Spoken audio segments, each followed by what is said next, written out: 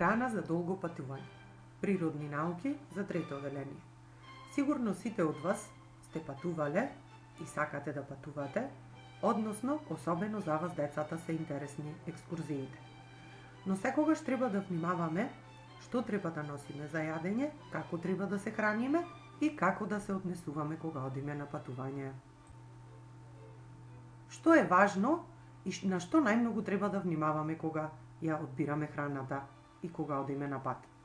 Без разлика дали патуваме на одмор или на екскурзија, одржувањето на здрав начин на живот, односно здрава исхрана, додека патуваме може да биде предизвик, но не значи дека тоа не може да се реализира.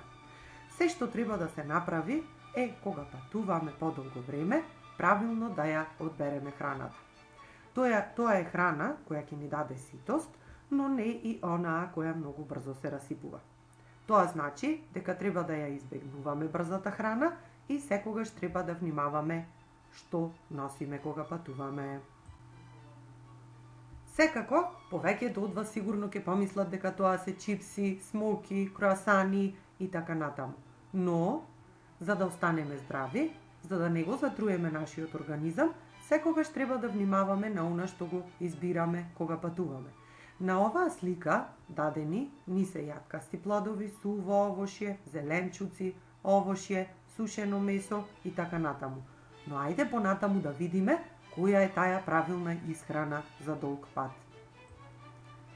Како правилен избор кога одиме на патување, односно храна за долго патување би било сушеното овошје и јаткастите плодови, кои можеме да ги направиме во вкусен микс, односно вкусна мешавина, сендвич со путер од кикиритки, овошје, парчиња зеленчук, ниско маслени јогурти, сушено месо, месиркино или пилешко, но не премногу и месо додатоци, протеински барови, односно протеински плочки и многу вода.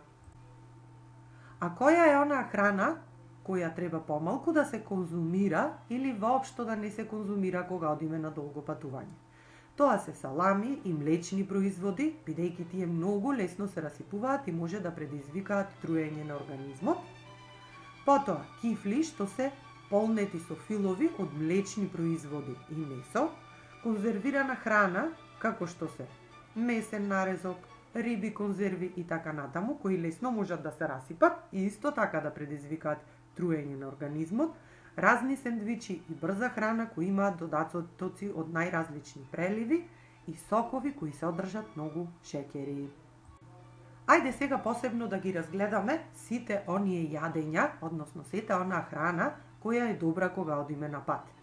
Рековме дека тоа е сушеното овошје и јаткастото овошје, односно мешавина сушено овошје со јаткасто овошје.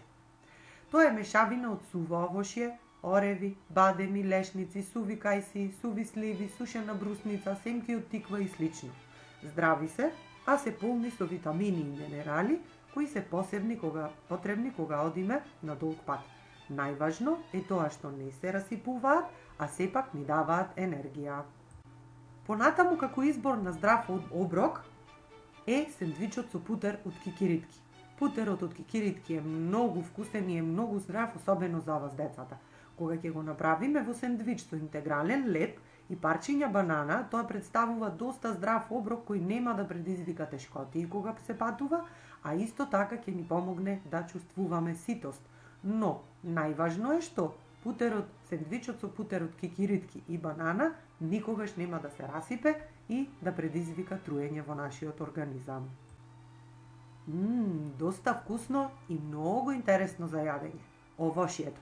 Кога станува збор за овошјето, секогаш тоа треба да биде лесно преносливо, да не предизвика валкање на нашата облека или предизвикување на лепливост и слично. Затоа што истото треба да го собира во нашата торба за патување. Најпрепорачливи се јаболката и бананите, меѓутоа исто така можете да направите добар микс или добра мешавина од ситно сецкано овошје кој ќе го ставите во најлонче или во кутија и ќе може да го ставите во вашата торба. Понатаму доаѓаат парчињата зеленчук, особено здраво и вкусно. Се што треба да се направи е да се исецка зеленчукот, Добро да се излупи од лушпите, да се исецка на малечки парчиња, да се стави во кеса или во некој сат и секако да се складира во торбата за патување. Понатаму како препорачлива храна кога одиме на пат, тоа се нискомаслени јогурти, односно јогурти кои се лесни за пиење, кои нема да предизвикаат тешкотија, но секогаш треба да бидеме внимателни, бидејќи јогуртот треба да не го чуваме многу долго време на сонце, затоа што може да се расипе и секогаш треба да го конзумираме помалку. Исто така препорачливо месо како хранливо е сушеното месо, мисиркино и пилешко, но не во големи количини и не премногу често, со тоа што истото ќе биде сместено во сендвич со интегрален леп, без додатоци како што се мајонез, сенф и други преливи. Протеински плочки или протеински барови, како што е прикажано на погорната слика, тоа се оние плочки кои се доста вкусни за јадење, кои немаат многу калории, нема да предизвикаат лошење или гадење, а сепак се доста добри за нашиот организам.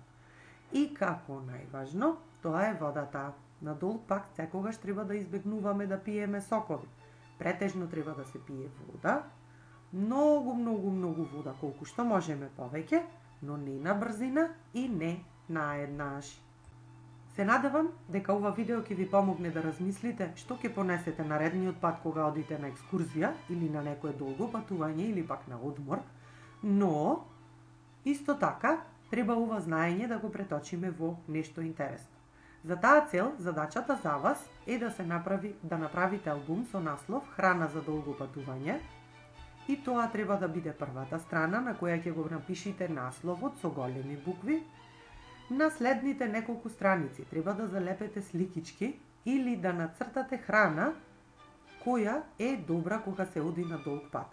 Доколку немате сликички во вас, не мора да ги печатите или да излегувате од вашиот дом безпотребно за да ги печатите, значи можете да ги нацртате истите и да напишете која е таа храна.